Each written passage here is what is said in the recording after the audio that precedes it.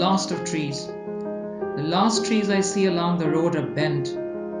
Rain subdued them like monks soaked in the soil sludge of existential postures, with shaven tops exposed to knocking buffets, or wind splicing their open-ended barks.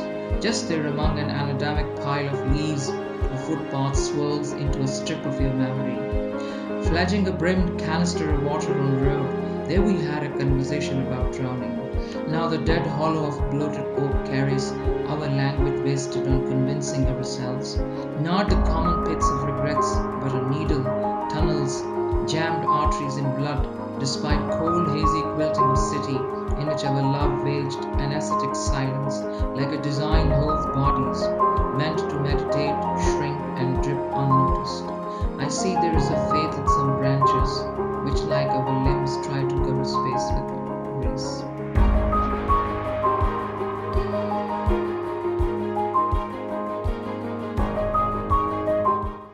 I've been looking at this new collection of Rizwan Akhtar's work, and I've been very fortunate to have read some of it, at least earlier, because much of the book has been published earlier in reputed journals abroad. And we have the Poetry Salzburg Review, to name one. And those of you who are um, thinking of procuring the book will see that it has been very well recommended by poets of renown across the world. Um, those of you who do not yet know Rizwan Akhtar, I know him as a colleague and a dear friend, and he's apart from being very scholarly, also extremely witty and entertaining. Um, there is, as long as Rizwan Akhtar is in the room, there's constant entertainment, and that's because of the facility he has with language. His work has a wide range. He's written on trees, he's written on places, he's written on personal relationships, violence, our city, the city of Lahore. He's written extensively in this book, but of course, it's not a documentary narrative. But what we come across is his emotive response to the manner in which the city conducts itself daily, and to the kind of history the city has inherited.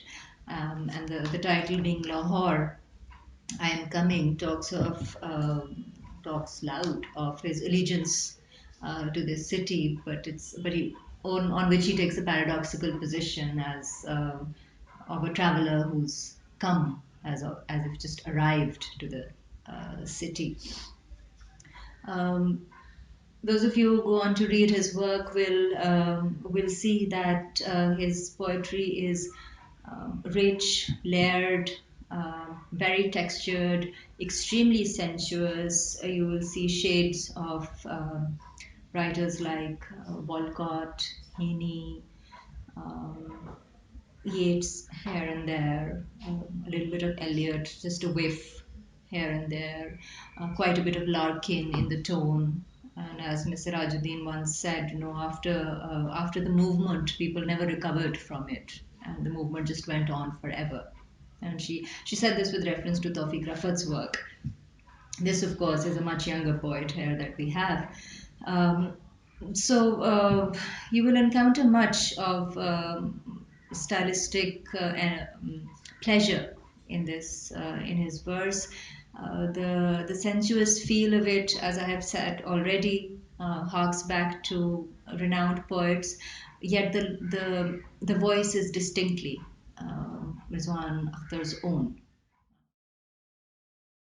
It's a talk to the empire in many ways, of course, and in the center, drawing on the cityscape and its sociopolitics in multiple ways and through maybe diverse images, actually. The book relates to us the particulars and the particularities when we see Lahore, our own Lahore, same Lahore, opening to us in terms of its history. One other powerful image that Rizwan Akhtar has used is that of a tree, and I think we see this journey going through the tree, which an oak tree or other trees, and trees being the symbol for history, and how trees actually live more years than humans and contain history into it.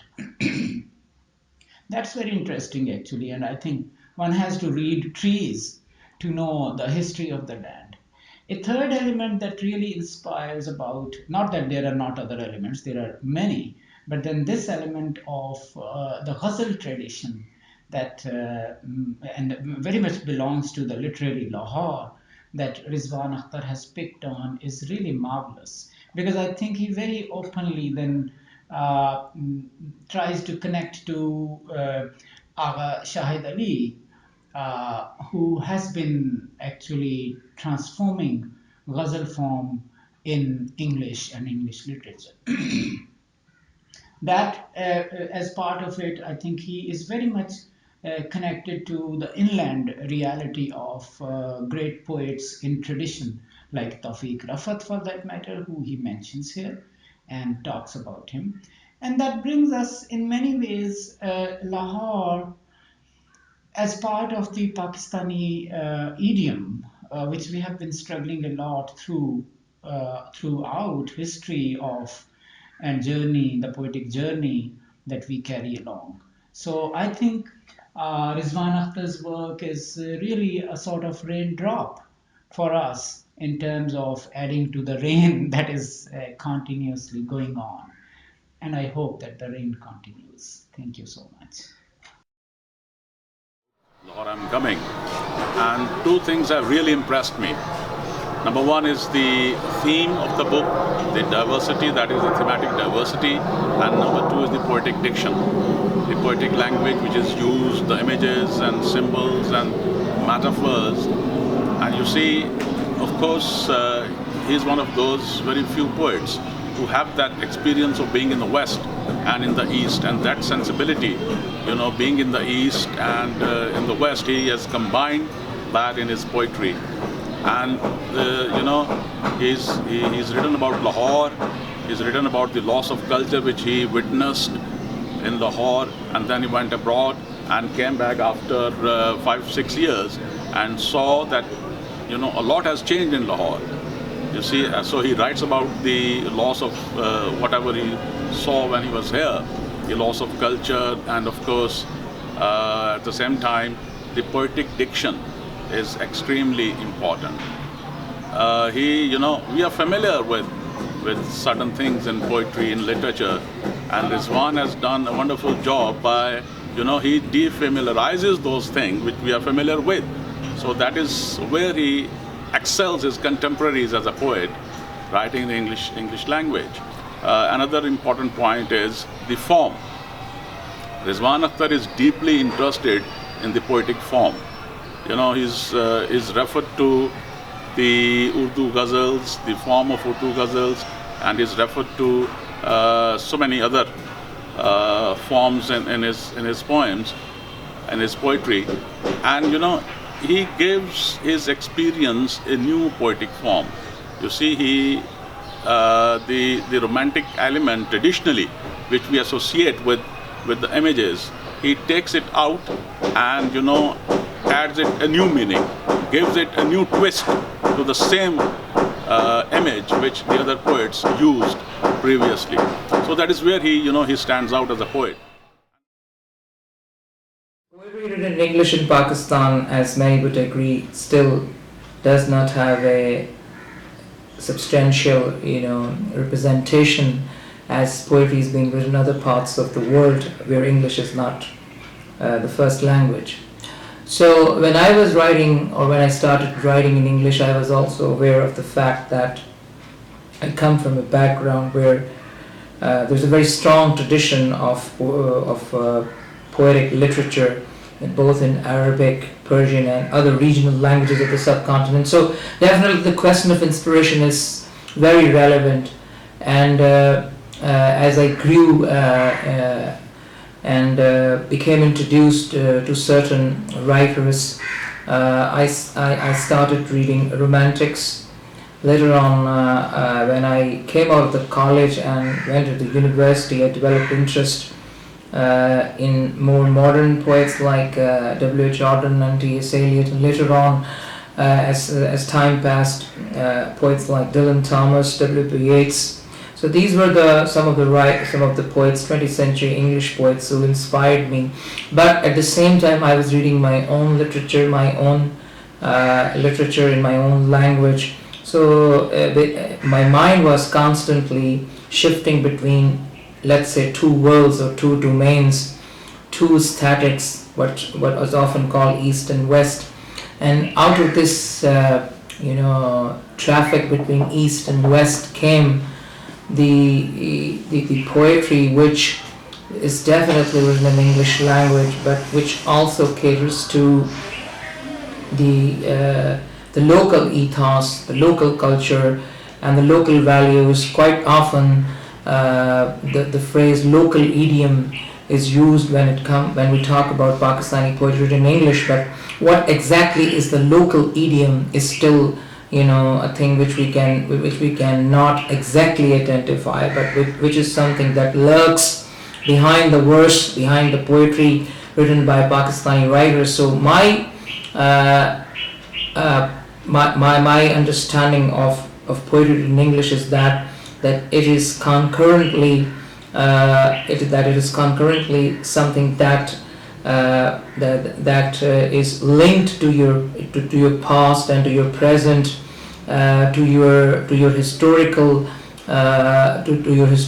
context and to your cultural context. But at the same time, since this is written in English, I think that there is no way that we can ignore or escape the colonial, phase of our history. And I think that it's in that phase of the history that the complexity of writing actually can be located. So I think writers who write in English actually locate the complexity of their writing in this phase or this era, because we became acquainted with the Western culture or the English culture through the colonial period. And I think it's in that period that literature written in English gained an extraordinary vibrancy and poignancy, which even today is felt and can be looked at something that is a part of our heritage.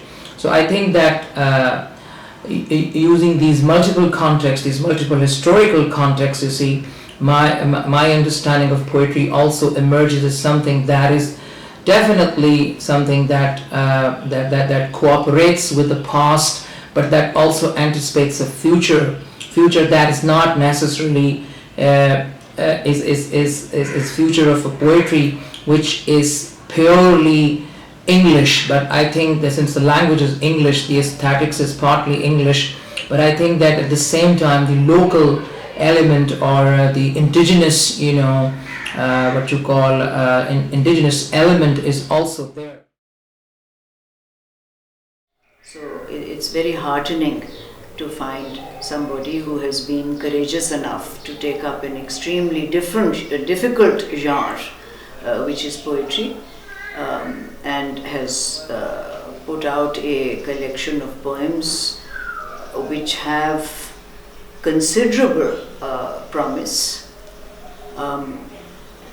Rizwan knows only too well how heavy the mantle of poetry lies on a poet.